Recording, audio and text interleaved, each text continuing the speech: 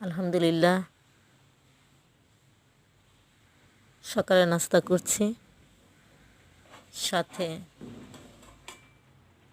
আমার হাতে বানানো একদম নর্মালভাবে পুডিং, ডিমের একটা ডিম 1 কাপ দুধ দিয়ে ওভেনে বানিয়েছি পুডিং। আর হলো খেজুর, কলা, চা এই দিয়ে নাস্তা করবো আলহামদুলিল্লাহ। সবাইকে সকালের শুভেচ্ছা। সবাই ভালো থাকবেন আর আমার জন্য সবাই দোয়া করবেন, আমি যেন সব সময় সুস্থ থাকি এবং ভালো থাকি। আল্লাহ হাফেজ।